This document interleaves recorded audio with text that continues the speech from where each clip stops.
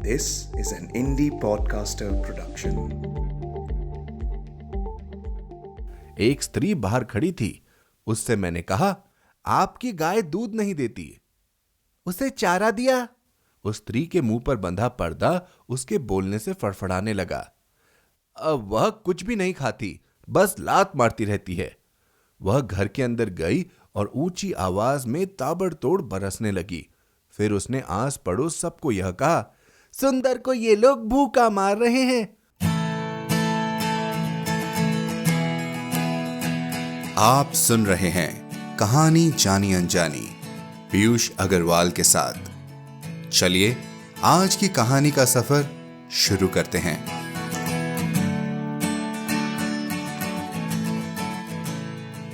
Hello दोस्तों, mic के इस तरफ से आपको पीयूष अग्रवाल का प्यार भरा सलाम। तो चलिए करते हैं आज के सुंदर सफर की शुरुआत एक सुंदर सी कहानी के साथ। जानते हैं दोस्तों, हमारी आज की कहानी का नाम भी सुंदर है। जी हां, अशोक मित्रन जी की लिखी तमिल कहानी का हिंदी अनुवाद। अशोक मित्रन तमिल भाषा के लेखक व उपन्यासकार थे। उनकी कृति में 200 लघु कथाएं, 8 उपन्यास, 15 अन्य लंबी कथाएं शामिल हैं। उनकी बहुत सी लघु कथाएं अंग्रेजी, हिंदी, मलयालम, तेलुगु और अन्य भाषाओं में अनुवादित की गई हैं। इनके बारे में और जानकारी के लिए हमारी वेबसाइट www.piyushagarwal.com पर जाएं। कैसा होगा सुंदर, एक गाय और हमारे लेखक का रिश्ता, आज की कहानी में चलिए जानते हैं। सुंदर, अशोक मित्रन। हमने ठान लिया था कि जैसे भी हो एक गाय खरीद चैन लेंगे। भैंसों को पल्ले बांधकर रोने से तो बेहतर है कि पिछवाड़े एक गाय ही बांध ली जाए। घर में लक्ष्मी आ जाएगी। भैंसों को हमने आदर सत्कार सहित बुलावा नहीं दिया था। एक बार हुआ यह कि किसी कारण से एक भैंस हमारे घर आ टपकी। हमने तो सोचा था कि वह कुछ दिनों की मेहमान होगी, परंतु वह स्थायी रूप से बस गई। जब उसमें दूध उत्पादकता की क्षमता सर्द हो गई, तब हमने दूध प्राप्ति हेतु एक और भैंस खरीद ली। दोनों जब एक ही साथ सर्द पड़ गई तो तीसरी आ गई। हम जहां रहते थे वहां साधारणतया कामकाज के लिए नौकर नौकरों का मिलना अत्यंत कठिन था। हमारे घर के लोग ही बारी बारी से रोज गोबर इकट्ठा करते थे। 5-6 दिनों में एक बार गोबर के उपले बनाते। गोबर को कोयले के चूरे के साथ मिलाकर गोले बनाकर सुखाते। इसकी उपलब्धि यह हुई कि हम अच्छी खासी गर्मी में भी गर्म पानी से ही नहाते। पिछवाड़े के एक कोने में गोबर का एक पहाड़ सा सदा रहता, दूसरे कोने में उपलों और गोलों का ढेर। इन दो पहाड़ों के बीच इनकी कारणकर्ता भैंसें जुगाली करती हुई विराजमान रहती। शायद इन भैंसों का आपस में कोई गूढ़ समझौता हुआ होगा। किसी भी वक्त दो को दोहने की आवश्यकता ही नहीं रहती। ऐसे भी महीने थे जब तीनों में से एक ने भी एक बूंद दूध नहीं दिया था। अच्छे वक्त का अंत हो आता ही है, साथ ही कभी कभी बुरे वक्त का भी। एक भैंस मर गई, दूसरी खो गई, तीसरे का बच्चा होने वाला था। 4-5 महीनों बाद मेरी बड़ी बहन नन्हे से बच्चे के साथ कुछ महीने हमारे साथ रहने वाली थी। ऐसे समय में दूध वाले की कृपा पर आश्रित होने की बजाय एक गाय ही क्यों न खरीद लें। वैसे भी पिछवाड़े में 2 गाय को बांधने के लिए जगह तो है ही। यह खबर गांव भर में फैल गई कि हम गाय खरीदने वाले हैं। इस विषय में उन्हीं लोगों ने खूब दिलचस्पी दिखाई जिनका गाय से कोई लेना देना नहीं था। उनकी नोक झोंक से इतना खींच गए कि सोचा गाय न खरीदे। दूसरी ओर यह भी निश्चय हुआ कि इनके लिए ही सही एक गाय घर में अवश्य लाएंगे। हम भी लगभग 15 गायों को देख चुके थे। पहली बार गर्भिणी हुई गाय से लेकर 8 बार जनदात्री की शोभा से मंडित एवं वृद्धा गाय तक।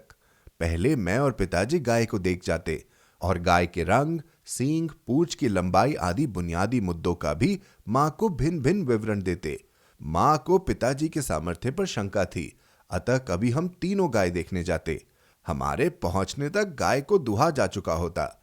वह कितना दूध देती है, उसे कैसे दुहा जाता है, यह देखने के लिए हम दोबारा जाते। 1-2 लोगों ने तो इतना कहा भी कि हम गाय को अपने पास 2 दिन रखने के पश्चात ही निर्णय लें। एक ने यहां तक कहा, आधे पैसे अब दे दीजिए, आधे अगले महीने दे दीजिएगा। इन सभी को छोड़कर हम बाजार के पास वाले मारवाड़ी के घर से फौरन पूरे पैसे देकर एक गाय खरीद लाए। जाने क्या क्या कारणों के लिए गाय को 3-4 बार देख जांच लेने के बाद नकारने वाले हम इस मारवाड़ी के मामले में 5 ही मिनटों में राजी हो गए। कारण यह था, बाजार के पास बाजार से भी बड़ी सब्जी मंडी थी, जिसमें जान पहचान वाले एक सब्जी वाले ने माता पिताजी को बताया कि पास ये एक गाय बिक्री के लिए है, और तुरंत दोनों को वहां ले भी गया। उसी वक्त गाय को दूहा जा रहा था। फैन सहित दूध बाल्टी भर दुहा गया। हमारी भैंसों ने भी कभी इतना दूध नहीं दिया था। माँ पिताजी दोनों ने हामी भरी और 1 रुपए का अग्रिम दे आए। दूसरे दिन 299 रुपए देकर गाय को घर लाया गया, साथ ही 1 माह का बछड़ा भी। गाय के आते ही माँ ने उसकी कपूर आरती उतारी, उसे कुमकुम का टीका लगाया और उसे लक्ष्मी के नाम से संबोधित किया। लक्ष्मी क्यों? मैंने पूछा। अरे गाय का नाम। सुंदर? हाँ मां, उन्होंने वैसे ही तो बुलाया था। कैसा नाम है? सुंदर। हाँ मां, तुमने ध्यान नहीं दिया। सुंदर सुंदर कहते हुए ही तो वह औरत उसकी पीठ पर हाथ फेर रही थी। देखो मैं बुलाता हूं, सुंदर। गाय ने मुड़कर देखा। देखा, इस गाय का नाम सुंदर ही है। सुंदर तो पुल्लिंग है। हो सकता है कि यह पुरुष गाय हो। छी छी, ज्यादा बुद्धिमानी मत दिखाओ। हमारे मन को क्लेश का कारण केवल यह थी कि गाय का नाम सुंदर था। उसके थन पूरी तरह से काले थे। श्याम थन गायों का दूध मंदिर के अलावा और कहीं भी उपयुक्त नहीं होना चाहिए, ऐसा हमारे घरों में कहा जाता है। मुझे इन बातों की खास जानकारी नहीं थी। श्याम थन वाली गाय भी तो गाय ही है, इसलिए यह तय किया गया कि महीने में 1 बार दूध को मंदिर में अभिषेक के लिए दे दिया जाए। गाय को अपने नए नामकरण की आदत पड़ जाए, इस कारण हम अक्सर पिछवाड़े में जाकर लक्ष्मी लक्ष्मी कहकर पुकारने लगे। गाय ने इसकी कोई परवाह नहीं की, साथ ही वह बेचैनी से इधर उधर हिलती डुलती रही। शाम हुई। गाय को पहली बार हम दुहाने वाले थे। जब भैंस दूध दिया करती थी, तब एक आदमी दूध दुहाने आया करता था। उसे सूचना देने के बावजूद वह नहीं आया। आखिरकार पीतल के बड़े मुंह के लोटे को लेकर मां गाय के पास गई। मैंने बछड़े की रस्सी खोल दी। वह मां के थन से मुंह लगाकर चूसने लगा। गाय के थन रिसने लगे। मैंने बछड़े को फिर से बांध दिया। गाय के पास बैठकर मां ने उसके थन को छुआ। गाय ने लात मारी। मैंने बछड़े को एक कोने में बांध दिया और गाय की पिछली टांगों को बांधने के लिए रस्सी ढूंढने लगा। भैंसों को दुहाते समय उनकी पिछली टांगों को बांधने की कभी नौबत नहीं आई थी। अगर वे दूध नहीं देना चाहती तो परे हट जाती, मगर टांग उठाकर उन्होंने कभी नहीं मारा। जैसे तैसे एक रस्सी को ढूंढ निकाला और गाय की पिछली टांगों को बांध देने के बाद मैंने और मां ने बारी बारी से उसे दुहा। वह मां को भी पास आने नहीं दे रही थी। मां ने इस बात को भी नजरअंदाज कर दिया कि उसका नाम लक्ष्मी है। उसके मुंह और पीठ पर थपथपा दिया। सब कुछ करने के बाद भी पाव भर भी दूध नहीं मिला। अगले दिन सुबह की भी वही कहानी थी। उस शाम की स्थिति बदतर थी। गाय ने दूध दिया ही नहीं। गाय सींग मारने वाली थी। साथ ही एक बात भी उजागर हुई। गाय को हमारे घर आए लगभग 36 घंटे बीत चुके थे। वह बैठी तक नहीं, खड़ी ही रही। हमने उसके खाने के लिए भूसी और खली रखी थी। उन्हें खाने में भी उसने खास दिलचस्पी नहीं दिखाई। जब दूसरे दिन भी उसने हमें पास फटकने नहीं दिया तो मैं उस मारवाड़ी के घर गया। उस गली में सब के सब मारवाड़ी परिवार ही थे। जैन धर्मावलंबी होने के कारण सूर्यास्त से पूर्व भोजन समाप्त कर बत्ती बुझा चुके थे। बुजुर्गों ने मुंह पर कपड़ा बांध रखा था। गाय के विक्रेता के घर तक पहुंचने के लिए मुझे 4-5 घरों के आंगन में बंधी हुई गायों को खतरनाक ढंग से पार करके आना पड़ा। अपने विक्रेता के घर को पहचानने से पहले मैं एक बार अपना पैर गोबर के ढेर में घुसेड़ चुका था। एक स्त्री बाहर खड़ी थी। उससे मैंने कहा, आपकी गाय दूध नहीं देती। उसे चारा दिया। उस स्त्री के मुंह पर बंधा पर्दा उसके बोलने से फड़फड़ाने लगा। वह कुछ भी नहीं खाती, बस लात मारती रहती है। वह घर के अंदर गई और ऊंची आवाज में ताबड़तोड़ बरसने लगी। फिर उसने आस पड़ोस सबको यह कहा, सुंदर को ये लोग भूखा मार रहे हैं। इसी तरह की बातें वह किए जा रही थी। सभी ने मुझे घेर लिया और मुझ पर प्रश्नों की बौछार करने लगे। क्या तुम पत्थर दिल हो? आप क्या गाय को मार डालेंगे? ओ भाई, गाय को भूखा मारोगे तो कोटि जन नरक में उल्टे लटका के भूने जाओगे। वह स्त्री मेरे साथ चल पड़ी। रास्ते में भी आते आते लोगों से अपनी भाषा में यह कहती हुई आई कि मैं उसकी गाय को भूखा मार रहा हूं। मुझे ताज्जुब हुआ कि वह स्त्री कैसे एक ही बात को घंटों दोहराए जा रही है। हम घर पहुंचे। गाय ने उसे देखकर उछल कूद करना शुरू कर दिया। जोर से रंभाई, पूंछ उठाकर मूत्र त्यागा, ऐसे सांस लिया मानो पूरे विश्व को हिला देगी। वह मारवाड़ी स्त्री सुंदर कहकर पुकारती हुई उससे लिपट गई। अपने मुंह पर लगे श्वेत आवरण को हटाकर उसने गाय को चूमा। गाय के कान के पास पिस्कू पकड़कर जमीन पर फेंक उसे पैर से कुचल डाला। सुंदर, मेरे सुंदर कह कहकर देर तक गाय को दुलारती पुचकारती रही। इस दृश्य को देखकर मैं रुआसा हो उठा। मेरे भाई बहन तो रो ही पड़े। केवल मेरी मां अविचलित थी। एकाएक अनपेक्षित रूप से वह चिल्लाने लगी, अरे क्या सोचकर तुमने ऐसी गाय हमारे मत्थे मर दी? पैसे गिनकर रखो और ले जाओ अपनी गाय। गाय को अगर चारा नहीं दोगे तो वह दूध कैसे देगी? गाय को भूखा मारोगे तो कोटि जन उल्टे भुने जाओगे। बदले में वह भी चिल्लाई। हमारी मां में भी इतना सामर्थ्य था, यह हम में से कोई नहीं जानता था। 1.25 घंटे बरसने के बाद वह मारवाड़ी स्त्री भी शांत हो गई। एक बर्तन दो, उसने सहज भाव से कहा। उसने गाय की पिछली टांगों को बांधे बिना बछड़े को 1 बूंद दूध पिलाया और गाय को दूहा। एक बड़ा लोटा भर दूहने के बाद उसने दूसरा बर्तन लिया और उसमें भी दूध दूहा। अब हमारी मां नहीं चिल्लाई। उस रात सोने से पहले हम सभी ने दूध पिया। रात के वक्त हमारे घर के पिछवाड़े कोई भी बिना बत्ती के नहीं जा सकता। कारण यह था कि रसोई से बाहर आने पर 8-10 सीढ़ियां थी, जिन्हें उतरने के बाद ही समतल भूमि पर आया जा सकता था। मगर आंगन में केवल 2 ही सीढ़ियां थी। घर बनाते समय जमीन में जो भी ऊंच नीच थी उसे बिना समतल किए बनाई गई थी। पिछवाड़े में गौशाला के चारों ओर एक ऊंची दीवार थी। रात के वक्त सोने से पहले हम में से कोई न कोई इस पिछवाड़े के दरवाजे पर एक बड़ा सा ताला लगाकर आ जाता था। उस दिन रात को मैं ही लालटेन लेकर उस दरवाजे को ताला लगाकर आया। गाय हमारे घर में पहली बार बैठी हुई थी। यही नहीं, वह जुगाली भी कर रही थी। मुझे लगा कि आखिरकार वह हमारी पारिवारिक व्यवस्था के साथ घुल मिल गई है। उसे मैंने सुंदर कहकर पुकारा और उसके माथे को सहलाया। सुबह मां की चीख पुकार सुन सभी उठ बैठे। सुंदर ने रात को ही रस्सी तोड़ ली होगी। जैसे ही मां ने रसोई के पिछवाड़े वाला दरवाजा खोला, एक ही छलांग में सुंदर 8-10 सीढ़ियां लांग कर रसोई में घुस गई थी। मां डर गई थी और चीखने पुकारने लगी थी। पिताजी ने आंगन के बाहर वाला दरवाजा खोला, यह सोचकर कि शायद कोई ऐसा व्यक्ति मिल जाए जो गाय को संभाल सके। ज्यों ही बाहर का दरवाजा खुला, सुंदर बाहर की ओर लपकी। जब तक हम यह सोच ही रहे थे कि हमें अब क्या करना चाहिए, तब तक सुंदर बाजार की ओर दौड़ती हुई हमारी आंखों से ओझल हो चुकी थी। मां ने उस मारवाड़ी स्त्री को कोसा, गाय को कोसा, सब्जी वाले को कोसा। चूंकि मैंने दौड़ती हुई गाय को लाठी मारकर घर की ओर नहीं भगाया, इसलिए मुझे भी कोसा। आधे घंटे बाद मैं बर्तन समेत बछड़े को लेकर मारवाड़ी स्त्री के घर की ओर निकल पड़ा। उस स्त्री ने मुझे देखते ही जोर जोर से भला बुरा कहना शुरू कर दिया। पता नहीं क्यों मुझे अपराध बोध होने लगा। वैसे जांच पड़ताल कर देखा जाए तो इसकी कोई गुंजाइश नहीं थी। वह अपनी गाय को बेचना चाहती थी, तभी तो हमने खरीदी थी। उसके मुंह मांगे दाम को हमने चुकाया था। वह मुझे और मेरे घर वालों को बुरा भला कहे, क्या यह उचित था? उस वक्त यह सब मुझे सूझा ही नहीं। संकोच का अनुभव करते हुए मैंने कहा, गाय को दुहा लेता हूं।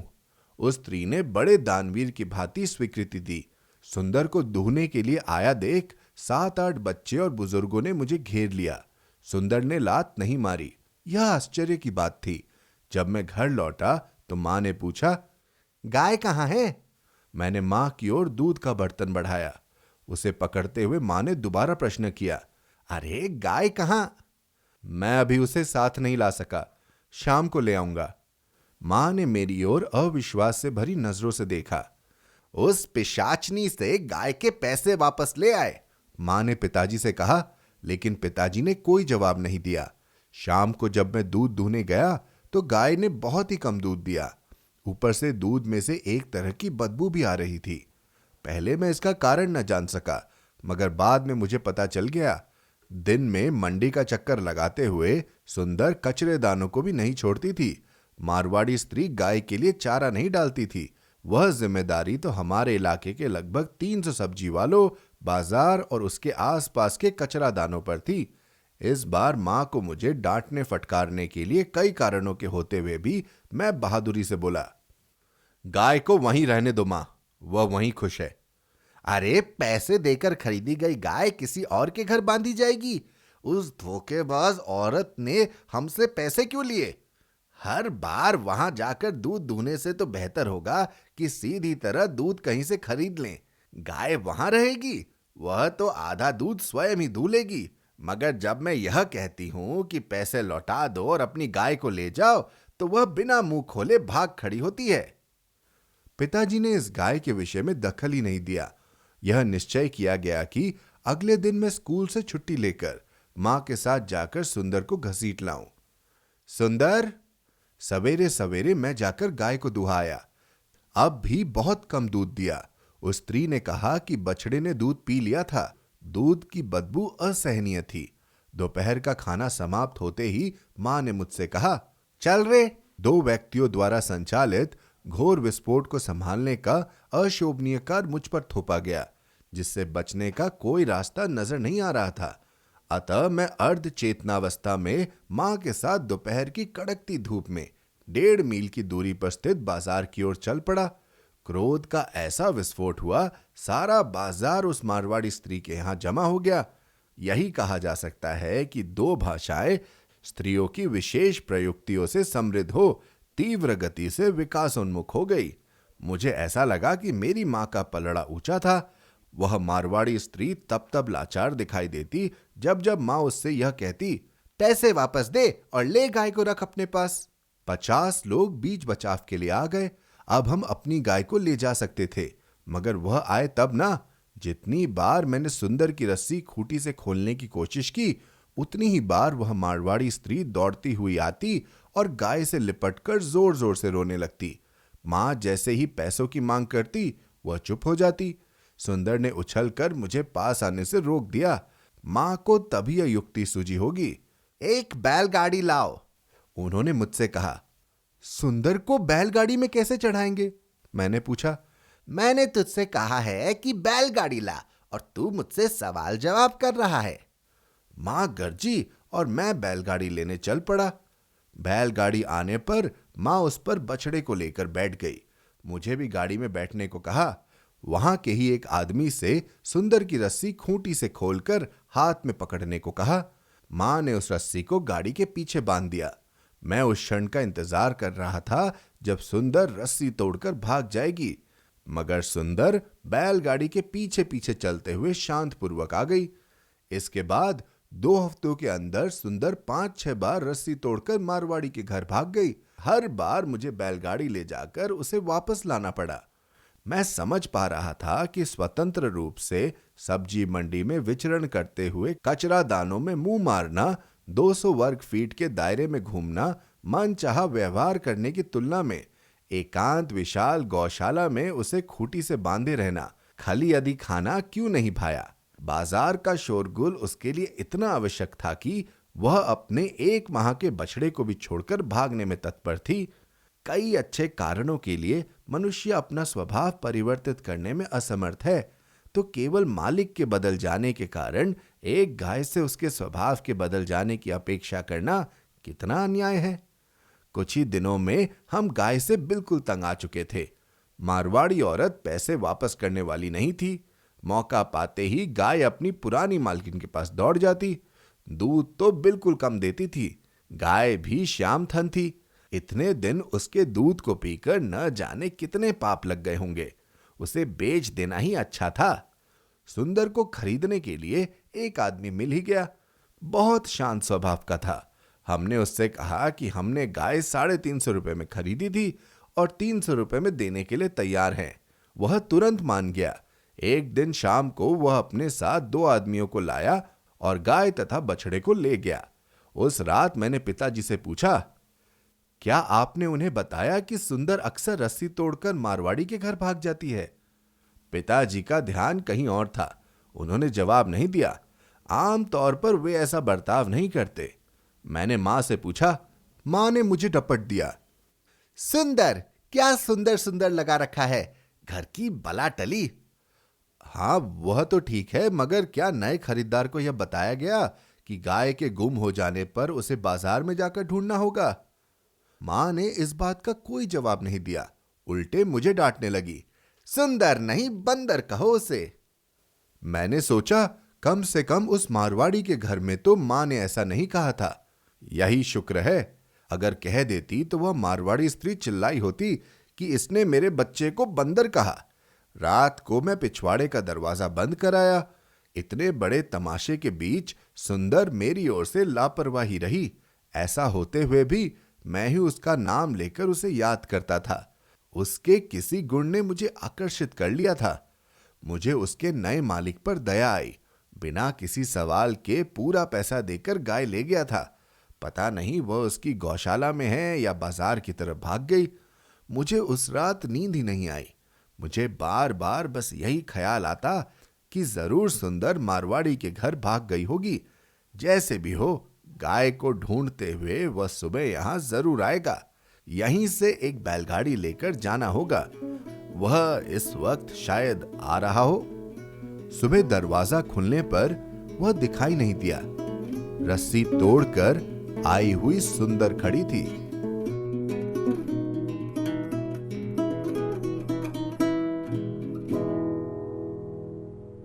तो कैसा लगा आपको आज का एपिसोड? हमें ईमेल करके बताएं hello@piyushagarwal.com पर। आप जहां कहीं भी हमें सुन रहे हैं, सब्सक्राइब बटन पर क्लिक जरूर करें ताकि आप हमारी कोई भी कहानी मिस न कर जाएं। साथ ही एप्पल पॉडकास्ट और स्पॉटिफाई पर हमें रिव्यू और रेटिंग देना न भूलें। मिलते हैं अगले शुक्रवार एक और कहानी के साथ। कहानी जानी अनजानी पॉडकास्ट में अपना योगदान देने के लिए जाएं piyushagarwal.com पर और सपोर्ट द शो लिंक पर क्लिक करें। ये पॉडकास्ट आपके ही योगदान का नतीजा है। आज के एपिसोड की प्रोड्यूसर हैं देवांशी बत्रा। आप सुन रहे थे कहानी जानी अनजानी पीयूष अग्रवाल के साथ, जो कि इंडी पॉडकास्टर की एक पेशकश है। तो हम आपसे मिलते रहेंगे हर शुक्रवार। तब तक के लिए अपना ध्यान रखिए, स्वस्थ रहिए और मुस्कुराते रहिए।